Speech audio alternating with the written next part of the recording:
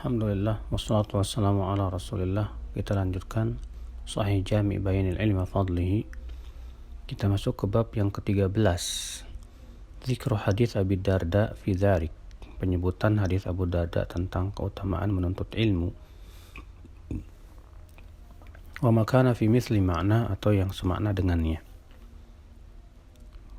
Beliau membawakan sebuah riwayat dari Abu Darda, inna rajulan ja'a minal Madinah ila Abi Darda, bahwa ada seorang laki-laki datang dari kota Madinah kepada Abu Darda, di mana beliau waktu itu sedang ada di Damaskus.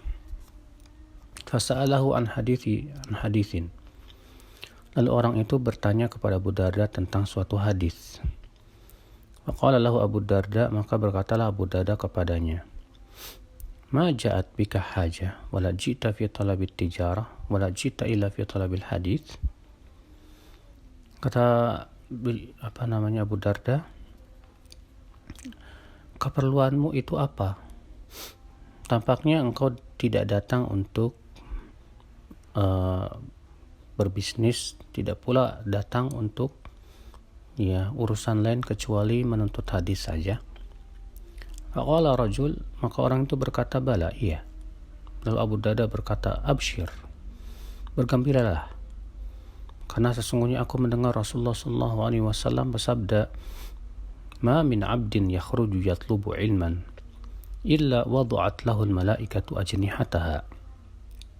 Tidak ada seorang hamba pun yang keluar untuk mencari ilmu kecuali malaikat akan meletakkan sayap-sayapnya untuknya.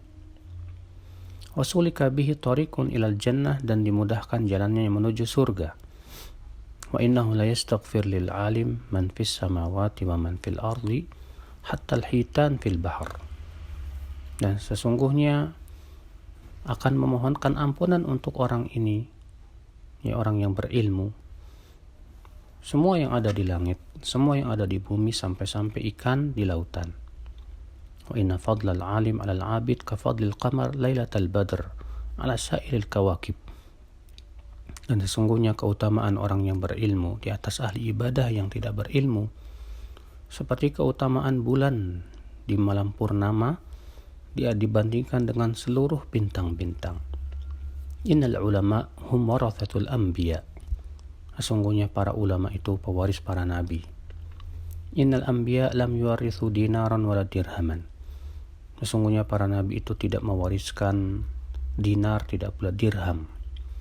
Walakinnahum warathul ilm, akan tetapi mereka mewariskan ilmu. Faman akhadahu akhadha bihadhin wafir. Siapa yang mengambil ilmu, maka ia telah mengambil keuntungan yang banyak. Di sini menunjukkan bahwa orang yang pergi menuntut ilmu tidak ada niat kecuali untuk menuntut ilmu saja, maka orang ini para malaikat akan meletakkan sayap-sayapnya kepadanya. Karena malaikat menyukai dan mencintai para penuntut ilmu. Dan dimohonkan dan akan dimudahkan jalannya menuju surga. Di sini juga menunjukkan keutamaan seorang alim yang berilmu, yang tentunya mengamalkan ilmunya.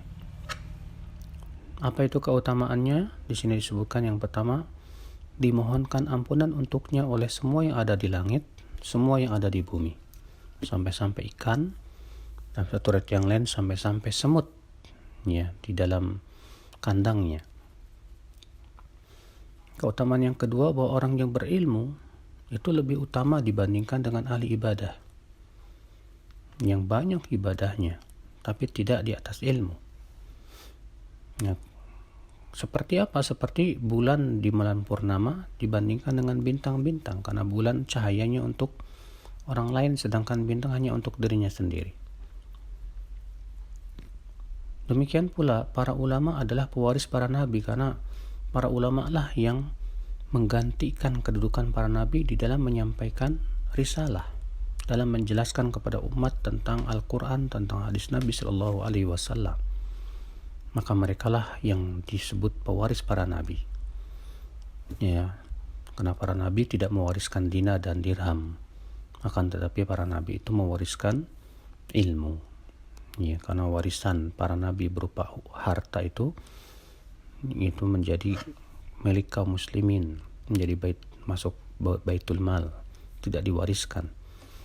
Ya. Dan pewarisan para nabi adalah ilmu. Berarti siapa yang mencari ilmu, sungguh ia telah mendapatkan warisan yang agung. Allahu a'lam.